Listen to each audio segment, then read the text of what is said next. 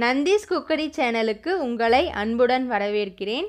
இன்றைக்கி நம்ம செய்ய போகிற டிஷ் என்னென்னா பூரிக்கு உருளைக்கிழங்கு மசாலா. ஹோட்டல்லலாம் சாப்பிட்ற மசாலா பார்த்திங்கன்னா ரொம்ப ட்ரையாக இருக்கும். ஆனால் நமக்கெல்லாம் ட்ரையாக இருந்தாலாம் பிடிக்காது. நமக்கு தொட்டு சாப்பிட்ற மாதிரி கிரேவி மாதிரி இருந்தால் தான் நமக்கெல்லாம் பிடிக்கும். அப்படி சாப்பிட்டா தான் நம்மளுக்கும் திருப்தியாக இருக்கும்.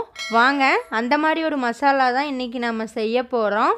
பிகினர்ஸ் கூட இது ரொம்ப ஈஸியாக செய்யலாம். பேருக்கு தான் நான் பிகினர்ஸ்ன்னு சொன்னேன். ஹோட்டல் செஃப்பு செய்கிறத விட இந்த மாதிரி செஞ்சிங்கன்னா தான் ரொம்பவே சூப்பராக இருக்கும். இப்போது அரைக்கிறதுக்கு மிக்ஸி ஜாரில் 1 ஸ்பூன் சோம்பு, 1 துண்டு பட்டை, 4 கிராம்பு இதை போட்டு அரைச்சிக்கோங்க. அரைச்சதோட கொஞ்சமாக இஞ்சி, ஒரு 10 பல் பூண்டு போட்டு நல்லா அரைச்சி எடுத்துக்கலாம். கொஞ்சம் தண்ணி ஊற்றி நல்லா பேஸ்ட் மாதிரி அரைச்சிக்கலாம். நம்ம சேனலை ஃபஸ்ட் டைம் பார்க்குறவங்களா இருந்தால் சப்ஸ்கிரைப் பண்ணிக்கோங்க. கூடவே இருக்கிற பெல் ஐக்கானையும் கிளிக் பண்ணிக்கோங்க. இப்போது நம்ம அரைச்சி வச்ச பேஸ்ட்டை வேறு ஒரு பிளேட்க்கு மாற்றிட்டோம். நம்ம எடுத்து வச்சுருந்த கடல மாவை ஒரு பவுலில் கொட்டிக்கோங்க. கொட்டிட்டு கொஞ்சமாக தண்ணி ஊற்றி கட்டி இல்லாமல் நல்லா கரைச்சிக்கோங்க. கெட்டியாகவும் இருக்கக்கூடாது, ரொம்ப தண்ணியாகவும் இருக்கக்கூடாது. கரெக்டாக எடுத்து கரைச்சி வச்சுக்கோங்க. பாருங்கள், இந்த மாதிரி கரைச்சிக்கணும்.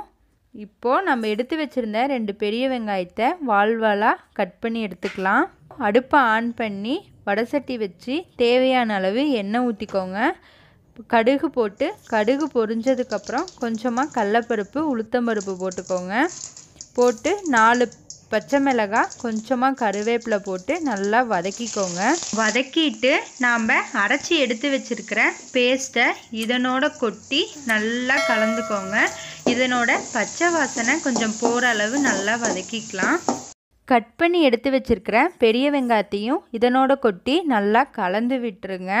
வெங்காயம் ரொம்ப வதங்கக்கூடாது, ஓரளவு தான் வதங்கணும். இதனோட தேவையான அளவு மஞ்சத்தூள், கல்லுப்பு போட்டு நல்லா மிக்ஸ் பண்ணிக்கோங்க. நம்ம ஏற்கனவே வேக வச்சு வச்சுருக்கிற உருளைக்கிழங்கை இதனோட போட்டு நல்லா கலந்து விட்டுருங்க. மஞ்சளில் நல்லா உருளைக்கிழங்குல ஒட்டுற அளவு நல்லா கலந்து விட்டுருங்க. பாருங்கள், நல்லா கலந்து விட்டாச்சு.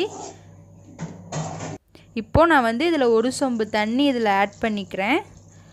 உங்களுக்கு வேணும்னா தண்ணி இன்னும் வேணும்னா கூட நீங்கள் ஆட் பண்ணிக்கலாம். நான் 1 சொம்பு தான் ஆட் பண்ணுறேன். நல்லா கலந்து விட்டுருங்க. இது நல்லா கொதிக்கணும். நல்லா கொதிக்கட்டும். கொதித்ததுக்கப்புறமா நம்ம கரைச்சி வச்சுருக்கிற கடல மாவை இதனோட ஊற்றி மிக்ஸ் பண்ணிக்கோங்க. கொஞ்ச நேரம் இதை ஊற்றிட்டு மூடி வச்சுருங்க. பாருங்கள், நல்லா கிரேவி மாதிரி ஆயிடுச்சு. இதே மாதிரியே செஞ்சு கொடுத்தீங்க அப்படின்னா உங்கள் வீட்டில் இருக்கிறவங்கெல்லாம் இதை விரும்பி சாப்பிடுவாங்க. குழந்தைங்களும் இதை ரொம்ப ரொம்ப விரும்பி சாப்பிடுவாங்க. இப்போது பூரிக்கு உருளைக்கிழங்கு மசாலா ரெடி ஆகிடுச்சு. இதை நீங்களும் வீட்டில் ட்ரை பண்ணி பாருங்கள். பிடிச்சிருந்தா லைக் பண்ணுங்கள், ஷேர் பண்ணுங்கள், கமெண்ட் பண்ணுங்கள்.